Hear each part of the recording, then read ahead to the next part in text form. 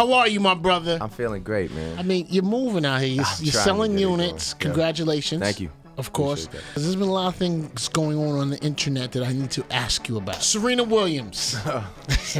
You're playing tennis, my brother. Yeah. You guys are hanging out. Great exercise, by the way. Nice try.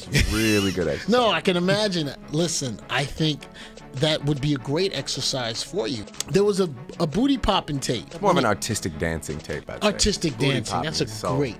That's such a great title. I don't like to degrade the art of ass dancing. The ass, like the ass moving. Popping. Yeah, it's an art to do. It's wiggling. It's moving in a nice rhythmic fashion. Yes. Is it true that it happened in, like, not maybe your actual place, but one of your places, or no? Actually, no. And I would be honest with you. You know, was that the first time you saw the tape when it was on the internet? Yes. Wow, I witnessed it with the rest of the world. That's actually not my condo. My condo, the wood is actually a walnut in my condo. Oh, I don't believe wow. The wood is actually a walnut. Okay, pause. Yeah. Sorry, I guess. All right, so that? You and her are good friends? Yes. Super good friends? Yeah. Super good friends. Really super good friends. I mean, yeah, got a lot of love for her. A lot? Yeah. Okay, cool. Because, you know, the word on the street is that you two might be hooking up, having a good time. No, not really. I think she's got her own thing going on. You said you right think. All right, I haven't caught up with her. Let me go. Go. There was a song off of Wayne's album where you were on, Jadakiss was on, and it referred to Hov in a verse which I guess was a reference to Hov referring to Baby. Did you know prior to that there was definitely going to be Wayne's verse was going to consist of that kind of content? I really just did my verse over the beat, man. You know. Okay. I had heard. I'm not gonna say I didn't hear the song before it went out. Okay.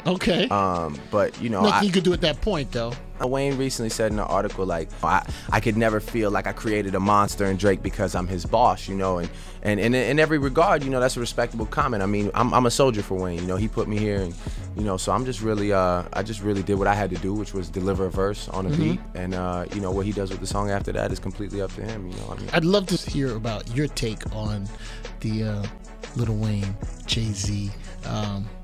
Well, competitiveness. Yeah, I think it's competitiveness. I was just about to use the same word. I mean, that's I think what it feels like to me. But I didn't know if you were there. You know, it's silly to say, well, the initial jab wasn't a jab. You know, it's silly to say that initial comment wasn't completely directed at, you know, that situation. And I think, you know, Wayne, who often, you know, is never afraid to step up to the plate, did what he did back, and I think that's what hip hop is about. And, you know, I got the utmost respect for Jay. I mean, I'm not really involved in that situation. Speaking of just situations, Pusha T did a freestyle. And I think it was a freestyle, and it was over one of your instrumentals. And he was referring to, like, sophomores and rappers, and I guess people believe in what they hear or see. Did you take any offense to that freestyle? Not really. I mean, I listened to it.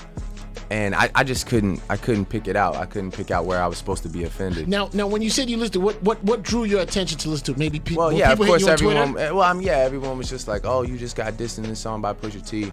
You know, first of all, I've never really had any interaction with Pusha T, so for him to diss me would be, you know, purely like issues that he's having within himself. You know, which is, you know, I understand. So you guys have never met? We've met, but we've just been always cordial with each other. You know, I'm a fan of the clips. I say it in interviews, and so yeah, I've never really had an issue with him. But you know, I mean, it's a frustrating time for a lot of people right now. I get it. So you know, if it was directed at me, just make it a little more direct next time. You know. You are, you know, one of the artists that are setting the bar. Right. I mean, how does it feel when you getting that onslaught?